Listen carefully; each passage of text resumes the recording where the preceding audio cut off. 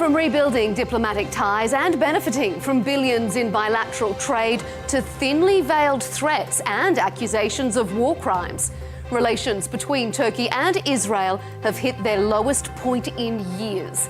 As regional tensions escalate, could a new flashpoint be on the horizon in the new year? You're watching Counterpoints with me, Melinda Nusafora.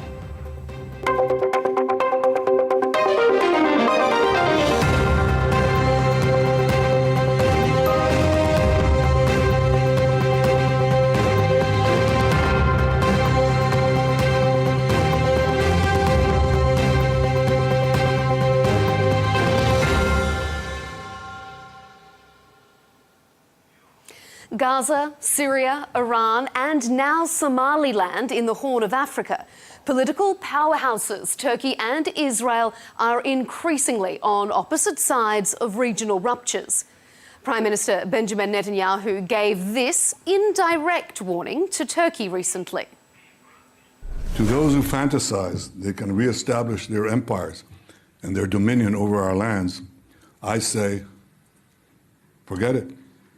It's not going to happen. Don't even think about it. Turkey doesn't consider itself the antagonist. President Recep Tayyip Erdogan has used consecutive UN General Assembly speeches to repeat this one message. I would like to state very clearly and loudly here, the Israeli government is disregarding basic human rights, trampling on international law at every opportunity, is practicing ethnic cleansing, a clear genocide against the nation, a people, and occupying their lands step by step. But as little as 3 years ago, things looked very different. After a concerted period of rebuilding, the two countries restored full diplomatic ties in 2022. The Israeli president even visited a synagogue in Istanbul that year. So how and why did their relationship sour? Coming up, we'll debate if a Turkey-Israel confrontation is on the horizon, what geopolitical flashpoints have poisoned their relations, and what impact will Israel's recognition of Somaliland have on ongoing diplomatic disputes?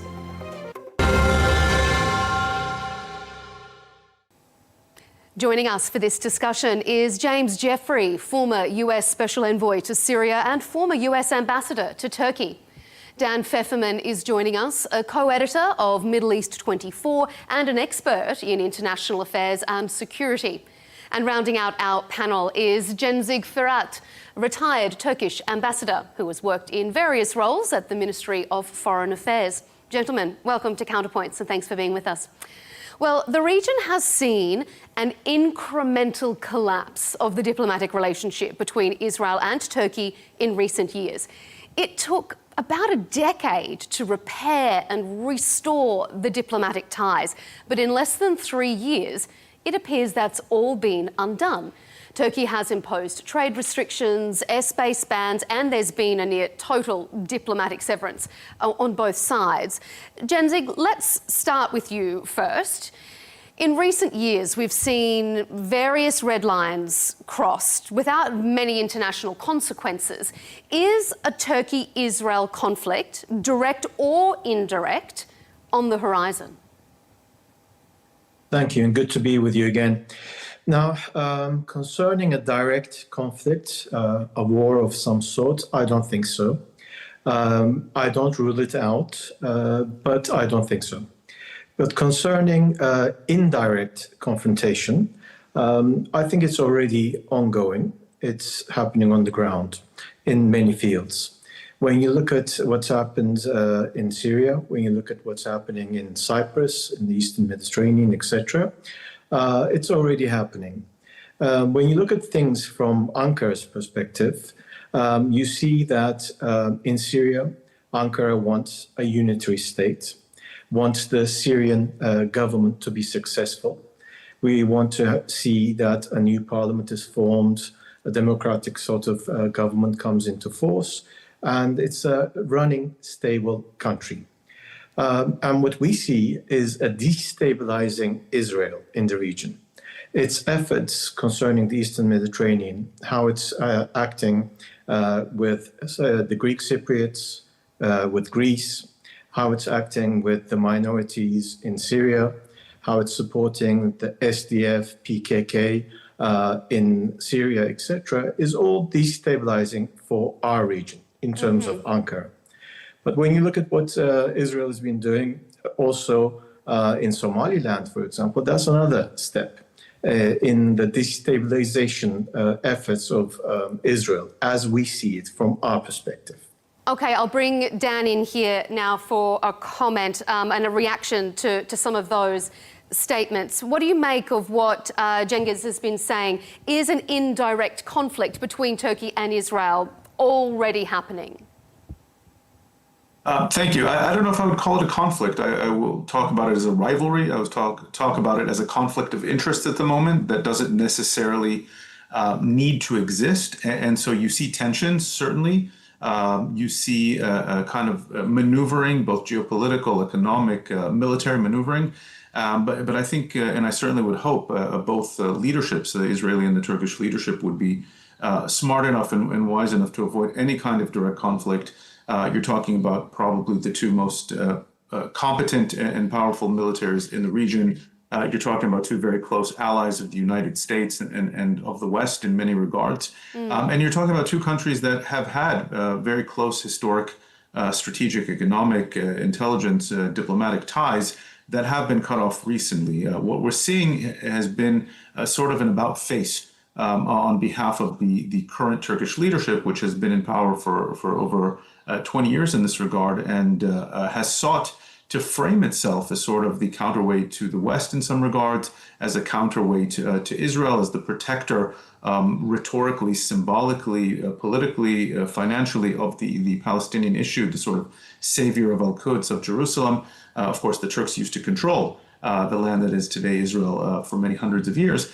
But ultimately, the two sides have much more to gain from being in cooperation than from being in conflict. And there's no real deeply divisive issues that are zero-sum issues between the two. Whether we look at the Palestinian issue, ultimately, I think both sides would benefit from a stable and moderate Palestinian leadership and reconstruction of Gaza.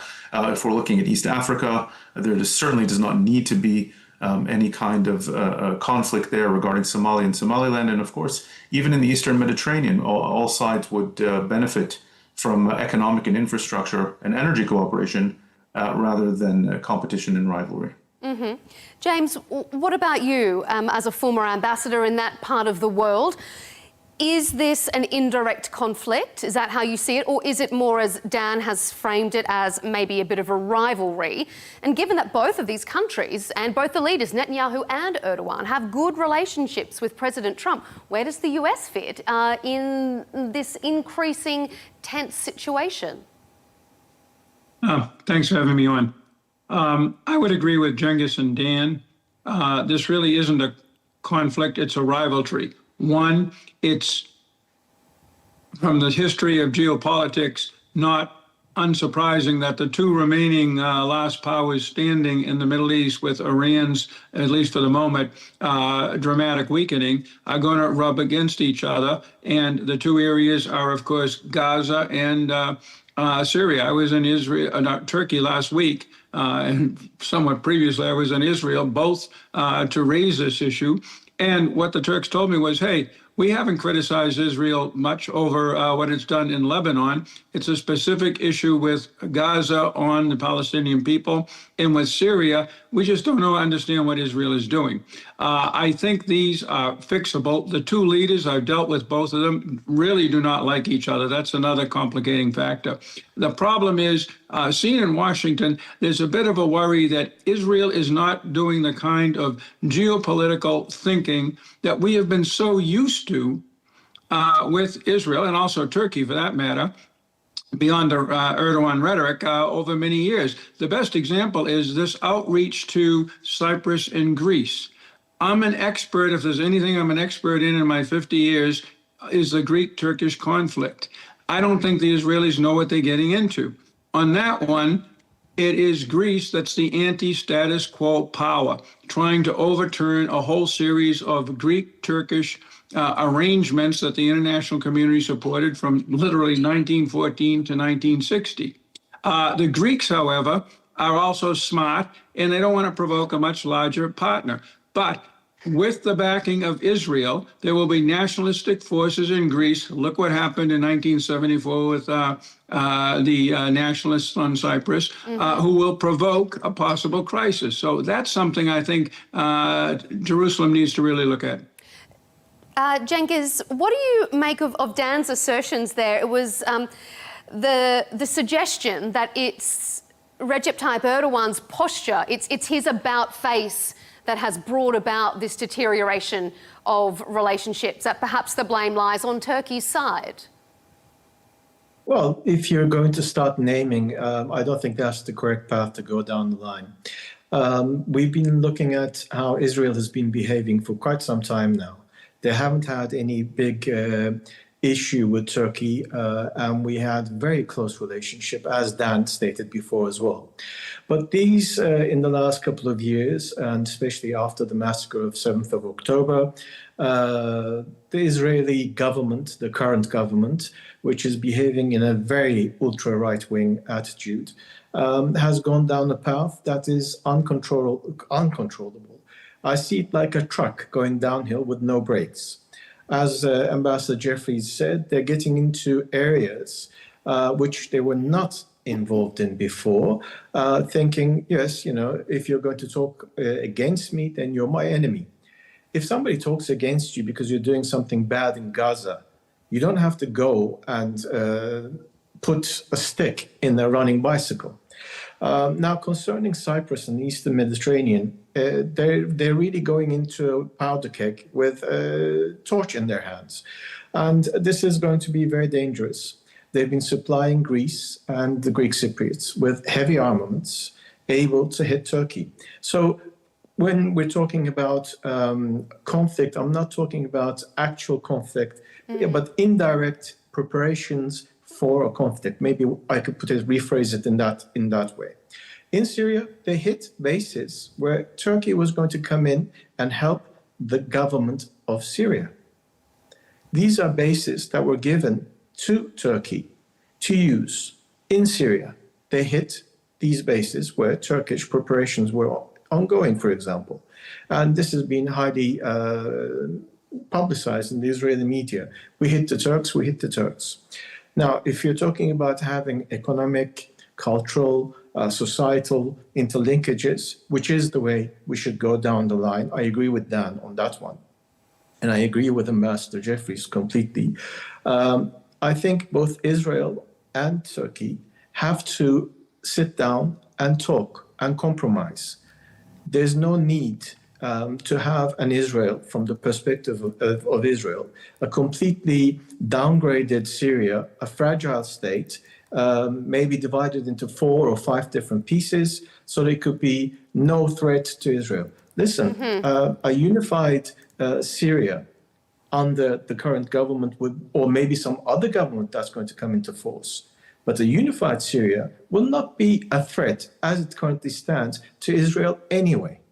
I really don't understand, as Ambassador Jeffrey said, I don't understand the geopolitics behind Israel's attitude at the moment.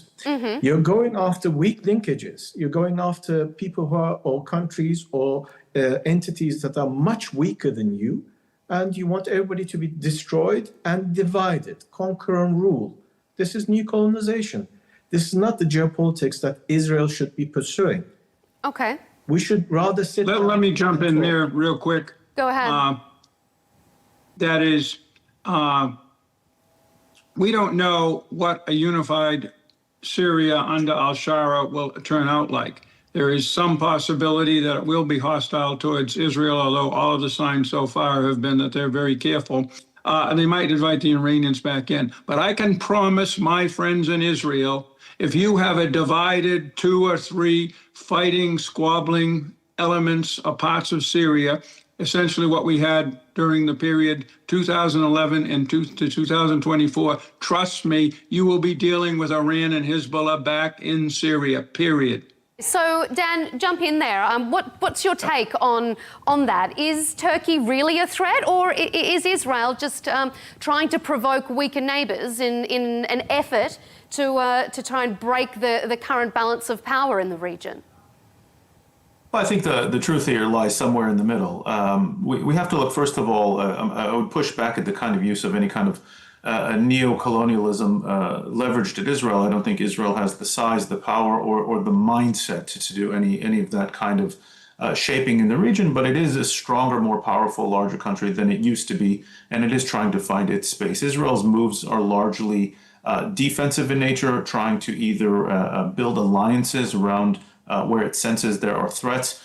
Syria, it senses, since the Iranian presence was pushed out or severely weakened, it is trying to push back, perhaps incorrectly. I might agree with the ambassador's point there, that oftentimes the Israeli government's actions in Syria have been a bit puzzling, maybe a bit, perhaps a bit alarmist, but I certainly understand where they come from, given the history of Iranian-controlled militias and terrorist groups utilizing Syrian territory. By the way, it hasn't stopped. That continues to launch strikes at Israel. Of course, Syria helped and harbored Hezbollah and other Iranian proxies who were targeting and operating against Israel for the better part of the last 2 decades.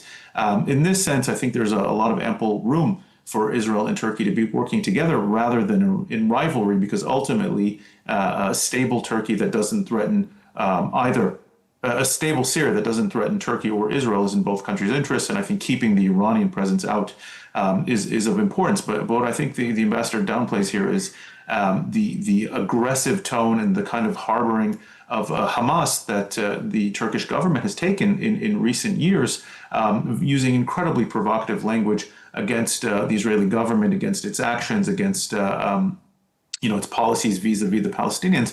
And Turkey has the opportunity here to play a much more positive and constructive role than it has. But there's an element here that trust with Israel and with the Israeli public, who historically have been very pro-Turkey, at least pro certainly the Turkish people. This used to be the top destination spot for Israeli tourists for any number of years was Turkey. And from Israel's perspective, that fell off the cliff with a very hostile sort of Islamist, ultra-nationalist Turkish government that seemed to embrace, again, at least rhetorically and symbolically, embrace the hardline Palestinian cause, the Hamas leadership, which to some extent is harbored by Turkey and others by Qatar. And so there needs to be kind of a trust building, and I think Syria could actually be a good place to start in that regard, and certainly to lower the rhetorical flames around the Gaza and the Palestinian issue. Ambassador Firat, what do you make of that? I mean, we saw recently Hamas political bureau meeting with the foreign ministry in Turkey. Well, listen, when we're talking about the Palestinians, it's not only Hamas. Palestinian homeland, Palestine, Palestinians is not just Hamas. Whenever an Israeli interlocutor talks about Palestinians, they straight away equal the two together. This is not the case as far as we're concerned. When we see all of the massacres, the children, the women, the famine, still ongoing suffering in Gaza, what's happening in West Bank, etc., this has a repercussion here in Turkey. People react. They genuinely react. They're sorry to see all of this, the massacres. And I said, look, the 7th of October was a massacre, unacceptable. But what happened after that, what Israel did after that until today, is completely unacceptable, off the charts. I don't want to even use the words that you will react to, but you understand what I'm going to say. So when you talk about the Turkish government, no, the Turkish people in general are reacting. It doesn't matter who they support, which party they support. This is something that Israel has to understand. This is not defending Israel. This is exterminating a people on the ground, helpless people on the ground, along with, yes, as far as you're concerned, Hamas militants on the ground. But if you don't distinguish between the two, that's a different case.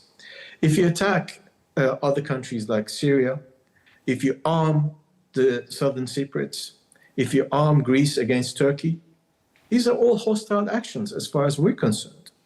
So Israel has to calm down. We all have to calm down. We all have to speak to each other, but not in the tone of, Israel is defending itself. Yes, Israel is defending itself by attacking Syria at the moment, by attacking Lebanon at the moment, by recognizing Somaliland, by arming Greece, by arming Cyprus. If I go on and on and on and on, there are actions taken by Israel, which Ambassador Jeffries also says. It's I'm sorry to say this, it's not geopolitical in nature. It's very reactionary. It's very action-oriented. Then you're going to have a reaction from others. Okay. Yeah, I would just say I differentiate between what Israel is doing that's clearly in its security interest, even if everybody doesn't like it. I have supported 100% politically, not just Israel reaction to the 7th of October, but frankly, the very violent campaign to destroy Hamas in Gaza, just like as Cengiz Bey may remember, as a U.S. official, I supported very positively Turkish actions against the PKK, both inside Turkey and in Iraq. But the point is, where I differentiate is, I certainly understand Lebanon policy from Israel's standpoint. I even understand the southern Syria with the Druze, given the political impact they have inside of Israel and given Israeli sensitivity to its close borders. It's this kind of, the enemy of my enemy is my friend kind of thing. I'll be honest. I don't think the Israeli people want to have a fight in the Aegean. They don't have the capability to support the SDF. And that's a group I've worked with very closely up till now. They claim they're not getting support from Israel. There are others, including Turkey, but also others who deny that. And I feel very bad about that because I have seen the Kurds crushed in 2017 in Iraq when outsiders, including Israel, promised them things and couldn't deliver. And I've seen the SDF crushed in 2019 by Turkey because the SDF did not act quick enough on deals that we had negotiated. So the SDF is not going to be defended by anyone, not the U.S. Army, not the Israeli Army. And Israel needs to really watch that because Turkey sees that not only as an immediate threat, but impacting their whole reconciliation with the PKK inside Turkey, which is a huge issue. Okay. Ambassador Jeffrey there has raised Syria. So let's move on to the second component of our debate about these geopolitical flashpoint areas. Israel, as we've been discussing as well recently, supplied air defence missiles to the administration of southern Cyprus. They've also signed that trilateral strategic agreement in defence and security with them and Greece. And in Syria, both have very diverging views over governance and security across the country. And now a third potential front has opened with regards to their diplomatic divisions, that in the Horn of Africa. So, Dan, let's ask you then, responding to what Ambassador Jeffrey has said, but also it's very clear, and Turkey has been very firm, that it benefits Turkey on multiple fronts to have a stable Syria next door. Can the same be said for Israel? Because there are accusations that it's in Netanyahu's benefit to have a destabilised Syria, like it has been in his benefit to have a destabilised Lebanon.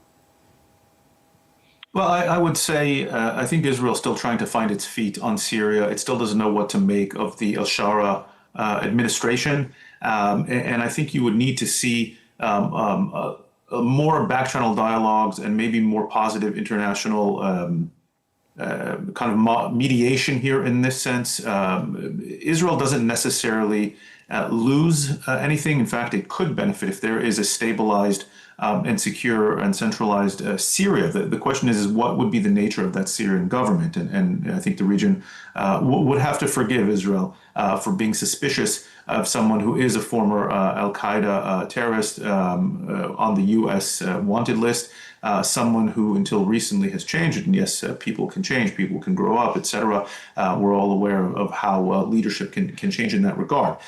It would ultimately benefit Israel to have a positive relation. And it was even touted not more than just a few months ago that Syria could be a potential for joining the Abraham Accords. You certainly see the right language coming out of Damascus, while at the same time you see kind of jihadist-backed, some have linked them to Turkey as well, but kind of jihadist-backed militias who are connected to, maybe not directly controlled by the central regime in Syria, wreaking havoc on minorities. And Israel has sort of taken it upon itself, we can discuss if that's smart or not, as to be sort of a protector, certainly of the Druze. And Ambassador Jeffrey mentioned Israel's sensitivity to the Druze in the region. The Druze play a very important role within Israel's population. And so they have a very close family affinities, political affinities to the Druze if they are threatened in southern Syria and the Suwaida area, but also to any kind of minorities who feel threatened in the region. And so Israel at times has kind of staked out a position for itself to be sort of the unofficial defender of those. But I do agree with Ambassador Jeffries that there needs to be a limit to this. There needs to be caution to this regard. And once again, I agree with the other point is that at the end of the day, there should be a lot more cooperation and dialogue, maybe return to a strategic dialogue with the United States, brokered between Jerusalem and Ankara over Syria, because I believe Israel will not benefit in the long term if there is a divided and weak Syria. The potential return of Iran to that is the threat here.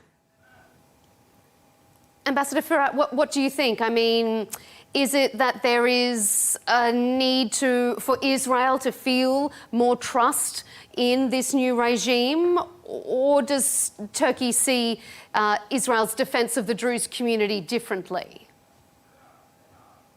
Now, to come back to 2 points on Syria. Now, the first point is think about Turkey's security interests as well. Now, Turkey doesn't want to have the PKK, a terrorist organization with which we have been fighting an internal insurgency for quite some time on its borders. We don't want, they're being paid by the US at the moment for their salaries, they're being trained by the US, etc., etc. I understand the US point of view on that and the ambassador's point of view. But as far as we're concerned, it's a terrorist organization. It's something that is unacceptable to have a terrorist organization controlling our borders, on the other side of our borders in Syria. So to have two armies in Syria is also unacceptable. So the 10th of March accord that al-Shara signed with the SDF, which is running out at the end of the year, should come into effect. This is what we expect. And Turkey will react if it's not adhered to. It's as simple as that. If Hamas had set up 100,000 strong force in the borders with Israel, I'm sure Israel would react as well. So as far as, or if the same thing happened in the US would react as well. So Turkey has security concerns, and Israel has to understand that. And Israel has to stop also interfering in our relationship with the SDF, PKK in Syria. As far as America is concerned, as far as the US is concerned, we don't agree with the actions of CENTCOM on this issue. And unfortunately, they're also going in the wrong direction. We need to come to an accord in Syria where the SDF has to join the national army and where we can have a unison army, a unison governance. Now, second part of your question on Aegean and other flashpoints, etc. Concerning what's happening there, we're all allies. The US, Greece, Turkey, we're all allies in NATO. we've had a lot of armament. It's an armament race happening as far as the Greeks and the Greek Cypriots are concerned. They're buying like crazy. They're spending like crazy, and it's not. They're not doing this to adhere to the rules of NATO, where they have to come up to 3.5% or up to 5%, etc. They're doing this against Turkey, and when Israel is the source of weapons procurement for these countries, that rings alarm bells in terms of the actions and the intentions of Israel in our region. When you have a trilateral meeting that took place in Jerusalem, and when they talked about an intervention force of 2,500 soldiers, rapid intervention force, against who? The pirates of Somalia?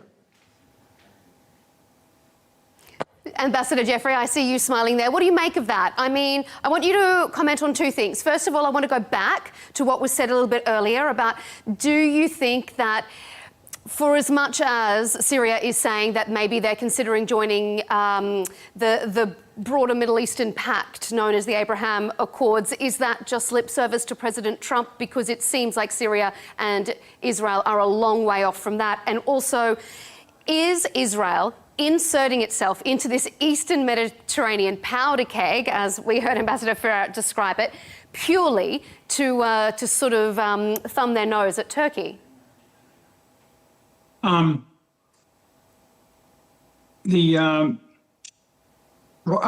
was focusing on the Eastern Mediterranean question. What was the first?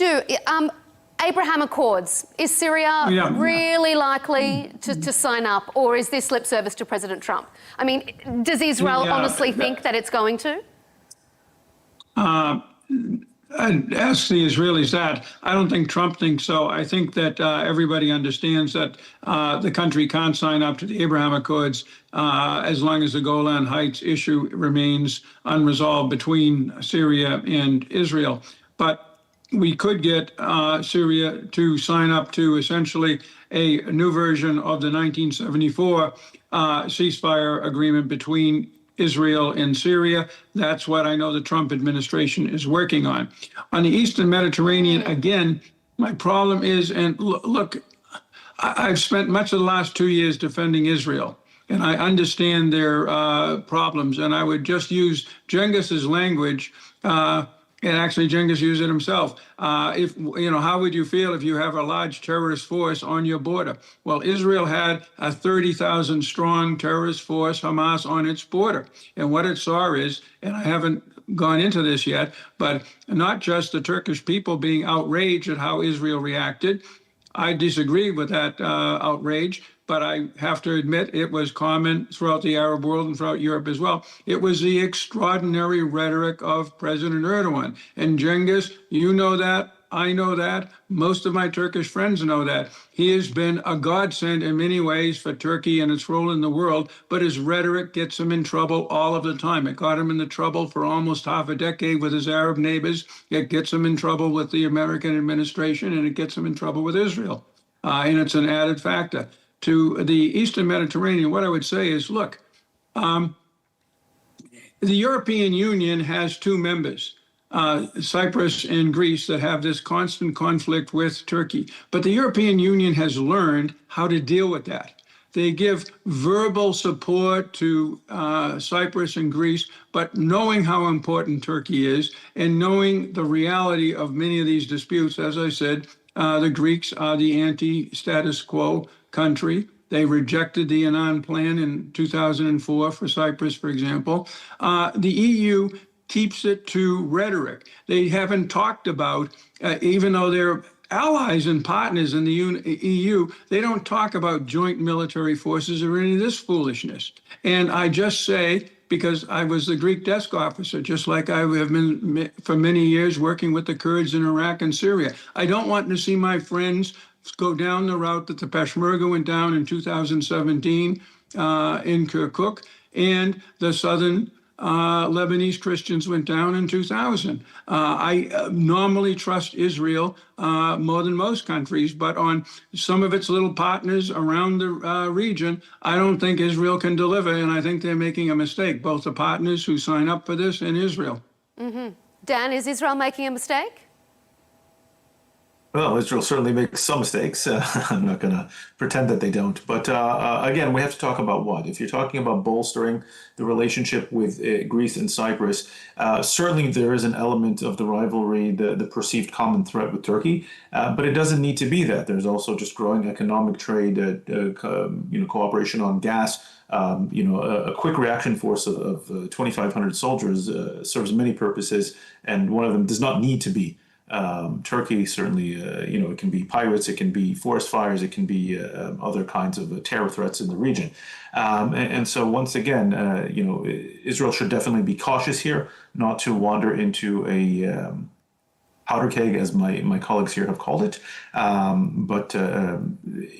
If the Turkish government, both in rhetoric and policy, can calm down the atmosphere and the tone towards Israel. Ambassador Jeffries was absolutely right.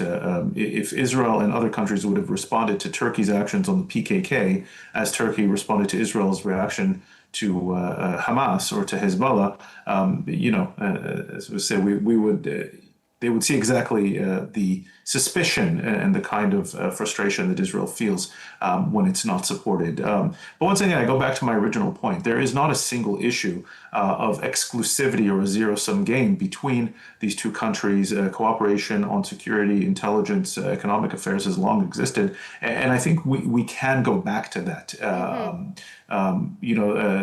Ambassador said at the outset, Turkey doesn't differentiate between the Palestinians, or differentiates between support for the Palestinians and Hamas. It would be wise for us to see that differentiation in practice, and not hosting Hamas leaders, not supporting their rhetoric, not supporting their narrative wars and their idea wars, not supporting these ludicrous claims that everyone now knows and that the UN has finally caught up to say that there was obviously no genocide, there's obviously no starvation. These are all insane claims, and Israel, in a very tough war that was forced upon it, acted with extreme caution as much as can be in a very difficult urban conflict. At the end of the day, once again, I think getting back to strategic dialogue and strategic cooperation would behoove all sides here in Syria and in the Eastern Mediterranean and in Gaza. Mm-hmm. If I may, Please. Just to reply to the rhetoric issue, we have a saying in Turkey, and I'm sure there's different versions of this in the Middle East. Every man sits differently, and every man eats differently. But his actions are what counts. So, there could be a lot of rhetoric coming from left, there could be a lot of rhetoric coming from right, but what is the action? That's important.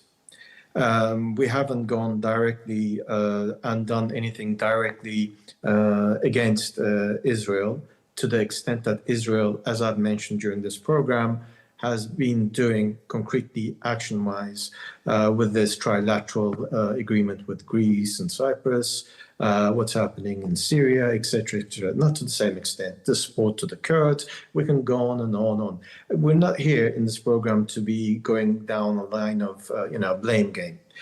But the rhetoric issue is President Erdogan has his, this, Ambassador, very well as well.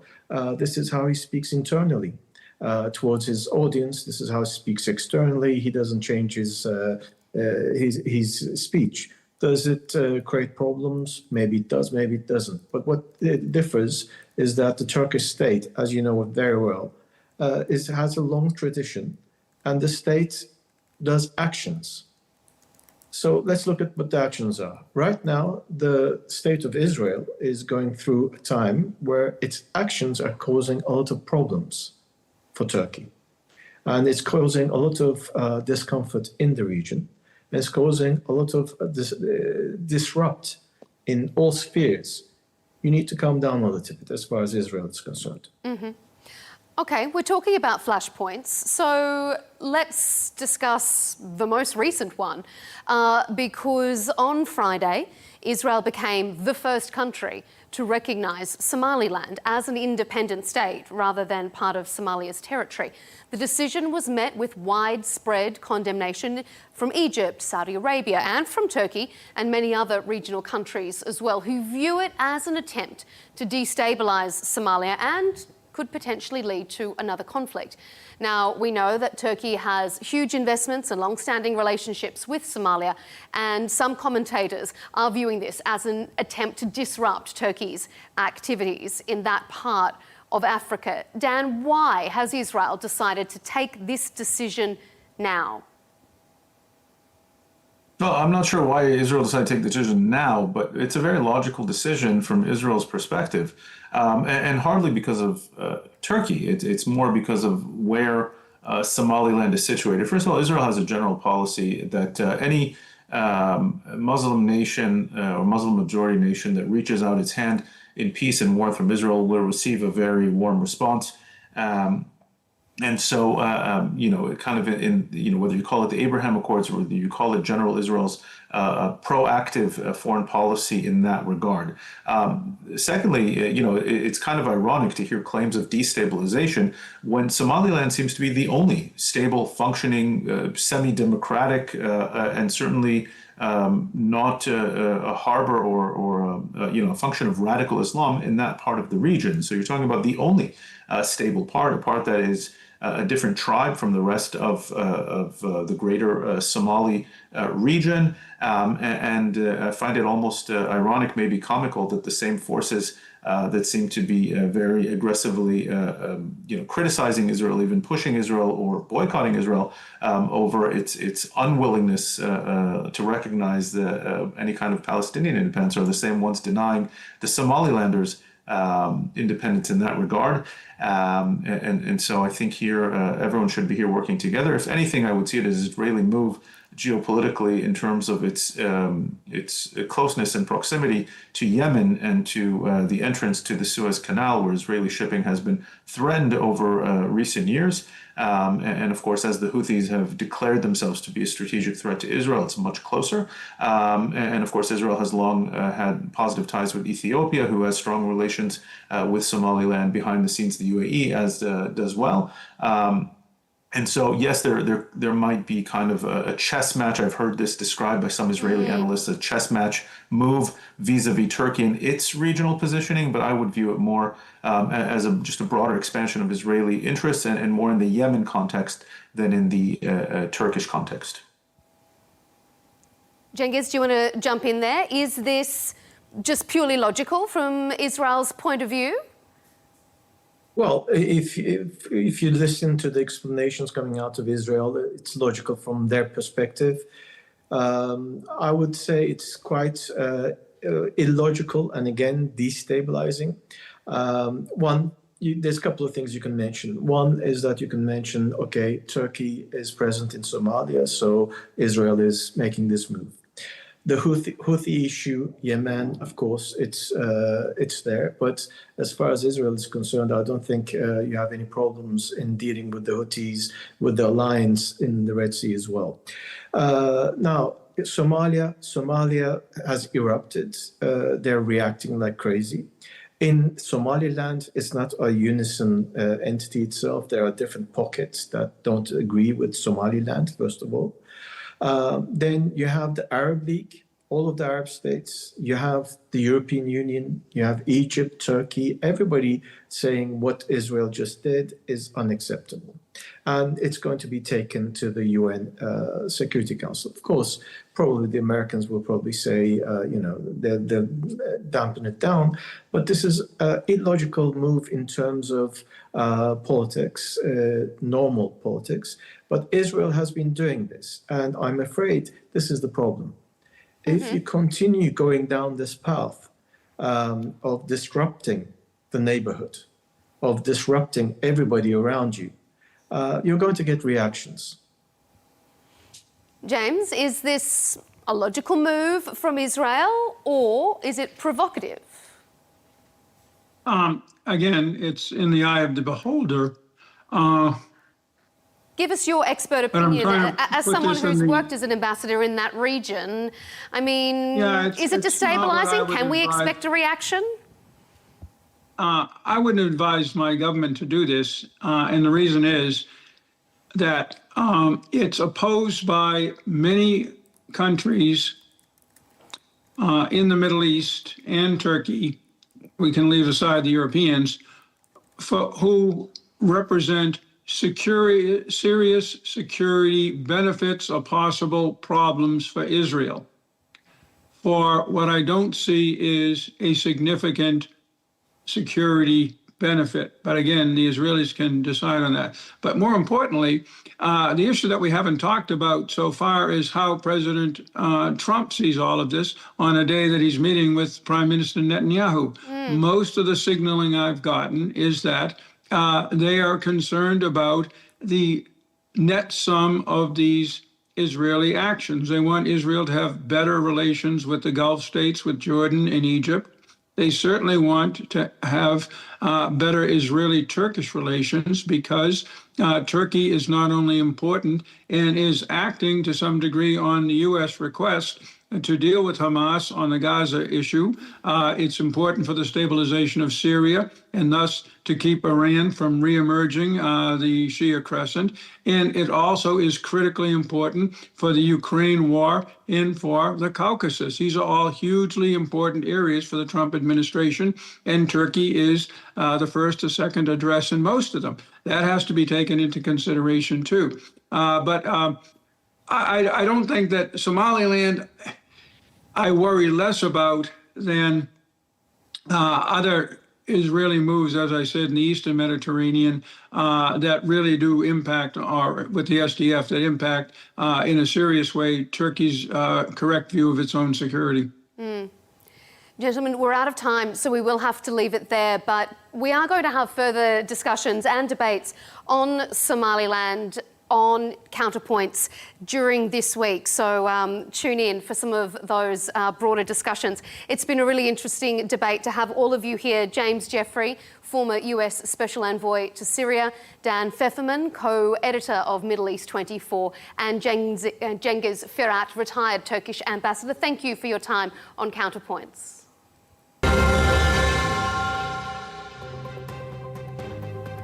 And thank you for tuning in to this episode of the show. Keep up to date with our latest debates and interviews.